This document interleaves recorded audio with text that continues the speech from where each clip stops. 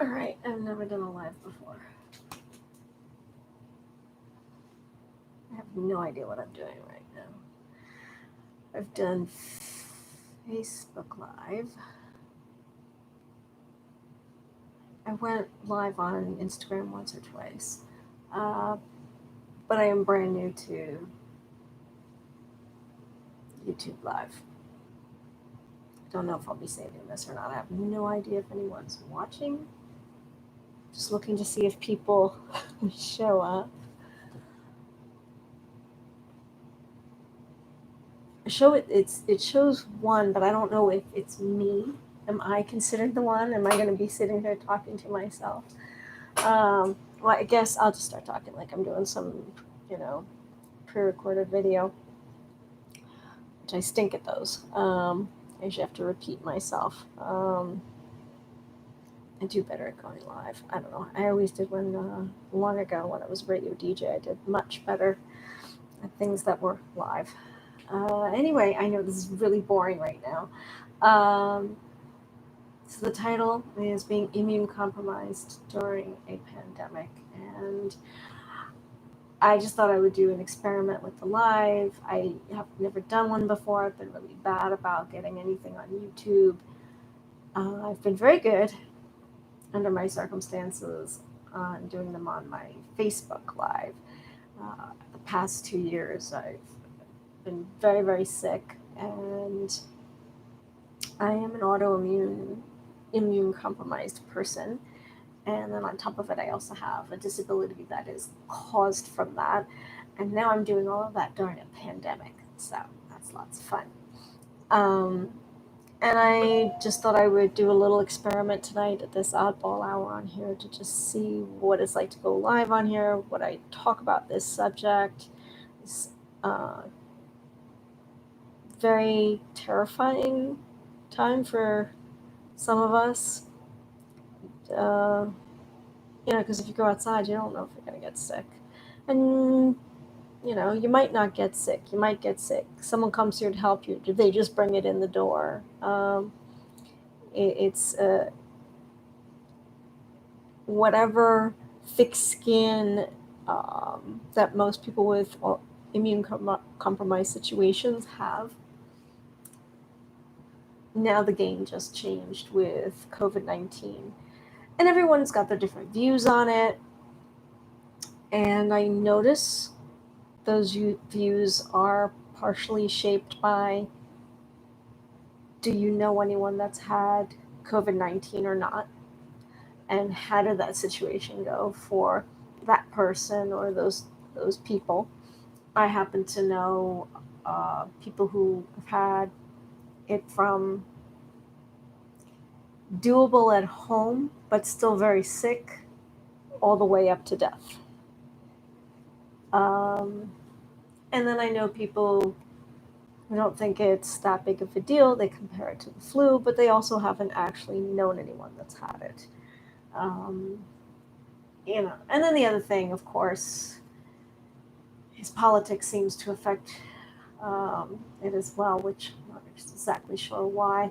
I don't remember doctors saying that they had to take a course on, if you're this political affiliation, you do this kind of medicine, and if you're this political affiliation, you do that kind, and so on. So that makes it frustrating, because then what happens as a patient is you're really not being heard.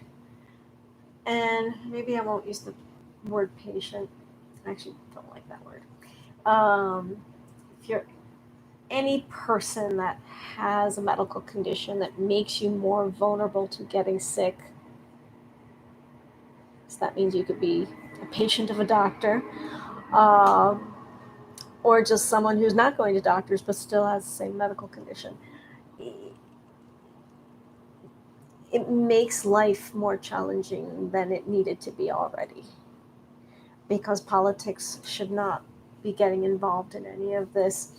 People's opinions, not based on medical facts or experiences, should not be involved in the person who actually has the condition. It shouldn't play a part in what their personal experience is and what what risks they're willing to take.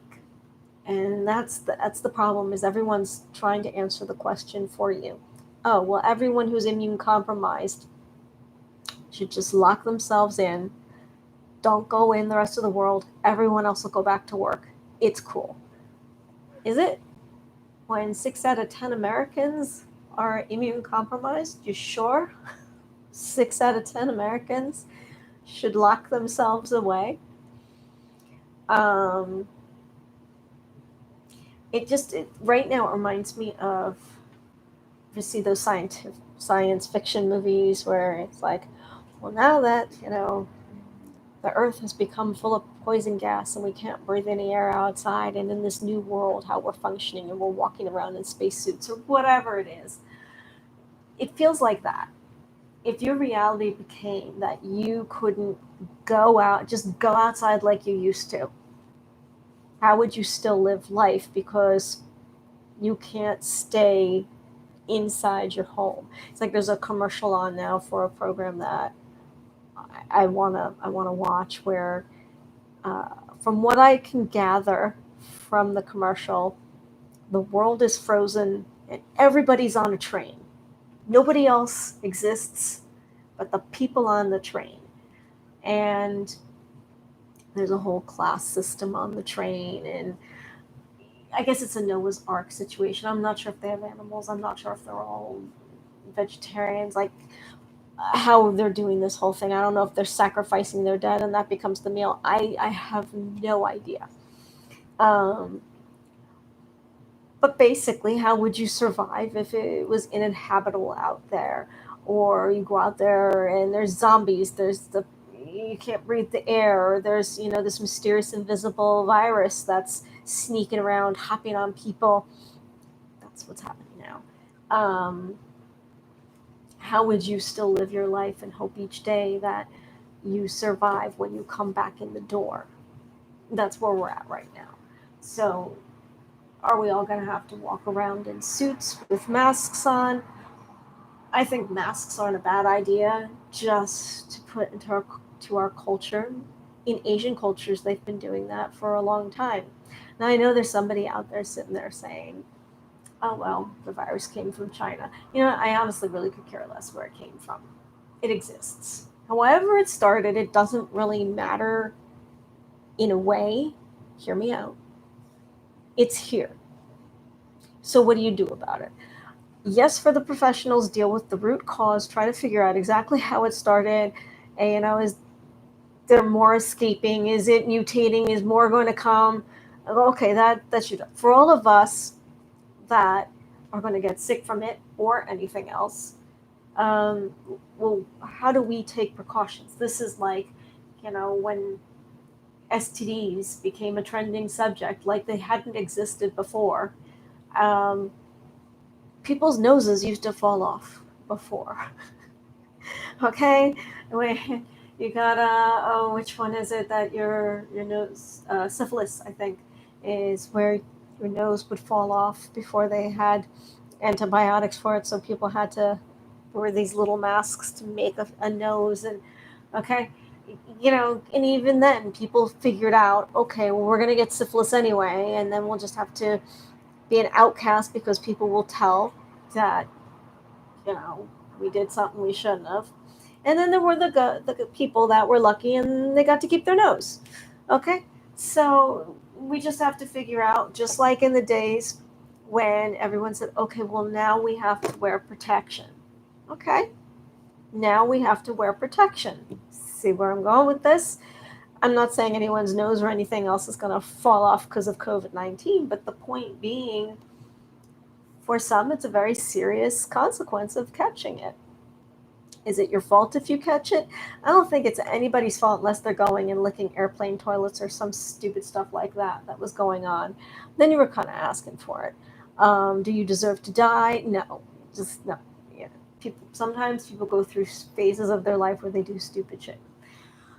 But in the meantime, the rest of us have to figure out how to survive in this world that has a lot of gotchas all over the place. It's like a video game. That's what life is. You know, you have to figure out how to make your way through it and survive and go on to the next level. Okay, so now we have to put our armor on. And I know people have a lot to say about masks and gloves. So do I. Because most people don't know how to use them. And that is a major problem. So there's a lot of people that don't know how to use condoms too. So what am I saying? You know, that still can be a problem. Oh my goodness, sorry, I'm in pain. I have a whole lot of medical stuff going on where I'm a hot mess right now. And this situation is not helping me to follow through on those medical responsibilities to go and solve what's going on with me. It makes it so much harder to go to the doctors. It makes it so much harder to get a medical test because everyone else can drop their shoes at the door. When I come home, my wheels have to get wiped off. The chair has to get wiped off. I can't just drop it like some clothes. It's more complicated. So I find myself not going out. I mean, I've been out 6 times since February, and this is under advisement the doctors. I've proven previous to that there's a very good reason for it. I've had a lot of infections that I've gotten very easily, including being in an emergency room, for example. They pulled the curtain, it rubbed against my leg for 2 seconds, and then I had a huge cellulitis. That's a skin infection that formed after that. So my immune system is not like a regular immune system. So now imagine someone like me out there in the wilds where, you know, you don't even get the advantage of hearing COVID-19 roaring. It's out there somewhere, you don't know where. Someone could have sat there and had a sneezing fit, and then I happened to come around the corner and not know that this has happened, and the droplets haven't dropped yet. So then they drop on me. So that's why someone like me has to wear the mask. I have to wear the medical grade mask because, again, different situation with my immune system. I have to make sure I have eye protection on. I don't wear the gloves only because I have hand issues. So I physically have problems with them, and I don't go touching stuff anyway. I try to just avoid it, and in the past 2 months, I haven't gone anywhere alone anyway, because of all of this stuff. Previous to that, I maybe took a stick and I pressed buttons with it. A big part of that had to do with my arms don't stretch, and I need something to do it for me, or the tendons in my fingers can snap. So I'm not necessarily going to use my fingers and hands to do things like that anyway. But especially under these kind of circumstances, then I don't know who didn't wash their hands and now they touch the elevator button. And so, I'll use a stick, and then I'm sterilizing it. When I come in the door, I sterilize my phone, all of that stuff. And if you don't have a compromised immune system, you're not used to those habits. And that's okay. All of you now have to get into these habits, and the problem is, coming back to the thing with gloves, nobody knows how to use gloves. Once upon a time when I was in hospitals, the staff didn't know how to use gloves, maybe about 20 years ago. It was a problem. They would have the gloves on and go room to room to room and wonder why infections were spreading. OSHA got on everyone's case and was like, this is stupid. Okay, here's how you do it. And gone are the days, for the most part, that someone will walk in your room already wearing gloves. And then you have to explain to them that you want them to change the gloves, and they get offended, because that's how it used to go down. Now, anybody that works in that hospital knows that before they leave your room, they take the gloves that they used for your room and leave them in that trash. They wash their hands, and leave the room. They go to the next room, they come in, they wash their hands, and they put the gloves on in your room. That is the way they are supposed to do it. That is the way you're supposed to do it. When you leave your home, you shouldn't be just using one pair of gloves to go everywhere, number one. Number two, if you have gloves on and you touch things outside and now you touch your phone has gone to your face, you don't wash your phone before it comes in, it just you're doing what's called cross-contaminating everything. You should go out with the mindset that you're not going to touch anything. You have no business touching anything unnecessary. It's just unnecessary to do it. The exceptions would be, okay, there's an elevator button. Well, they do have little devices where you flip the cap up, and you can find them on Amazon, and there's a little stick inside it. You press the button, and then you close the little cap back over, and it goes in your pocket, and all the germs stay inside this thing, and it does not come in touch with you. You don't come in touch with the elevator. Okay, perfect. So you didn't need to use your gloves or your bare hands for it. Either way, those are good. Okay, you're going to go shopping. Okay, when you get to the food store, this is the tricky part. I would suggest get into the food store, and if you have a bottle of hand sanitizer, you sanitize your hands, and you use one of the sanitizing wipes for your cart. You go on your journey, and I know I haven't told you to put gloves on yet, have I? You don't really need to, because as long as you wash your hands before and after, and you don't touch your face, you should be all right.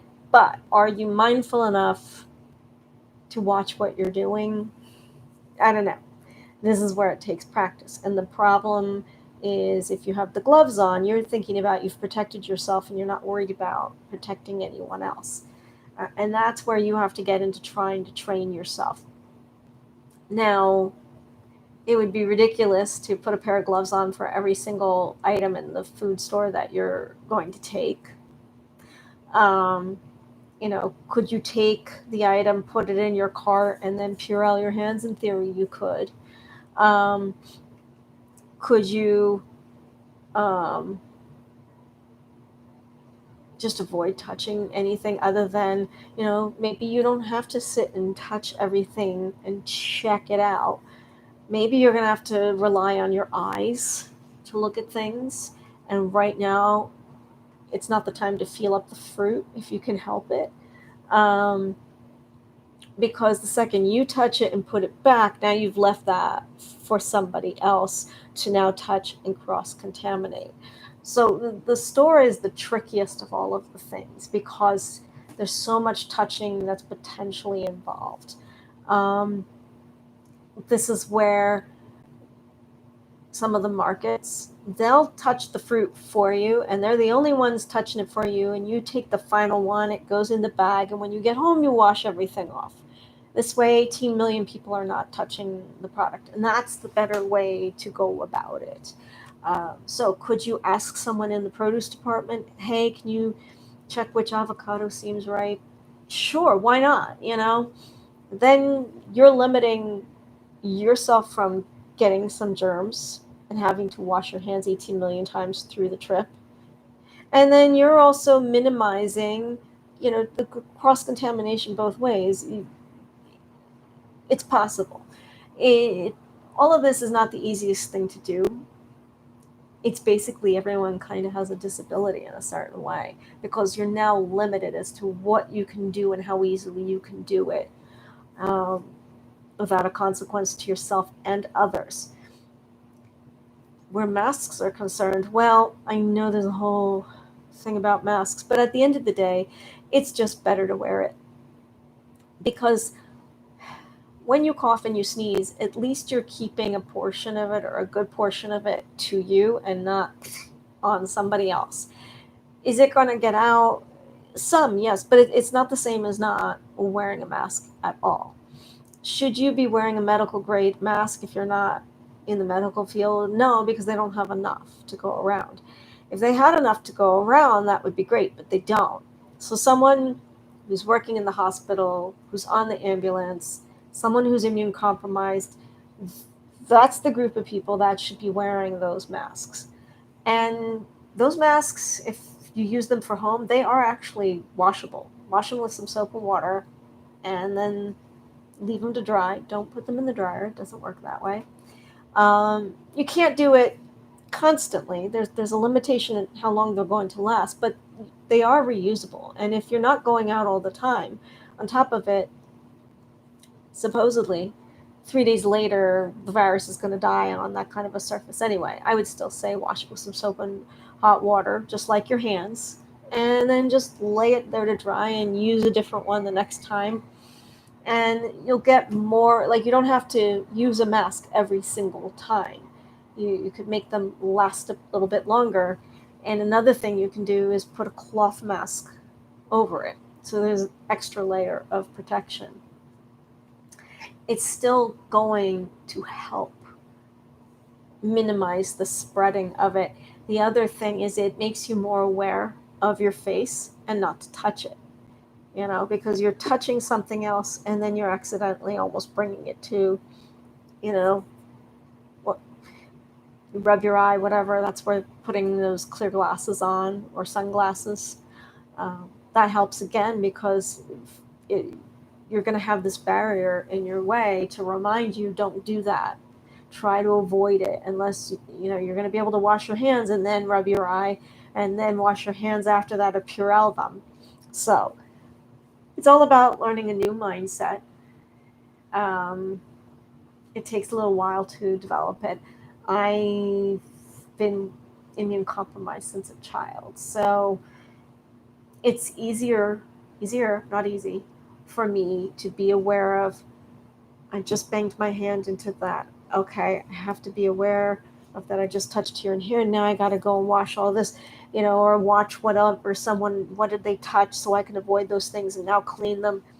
That takes a while to get used to that and to become habituated with it. None of this is easy for anybody, even those that their life counts on it. But you adapt. At the end of the day, everyone can adapt if they want to, and especially if they care about others. If you care about others, you can do this. Yes, you should make it about your own health and safety and protecting that, but it shouldn't be only about that.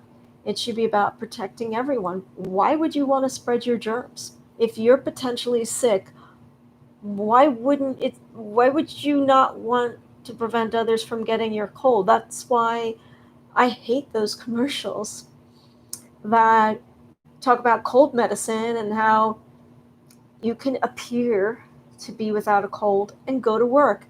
I think that's the most irresponsible advertising ever.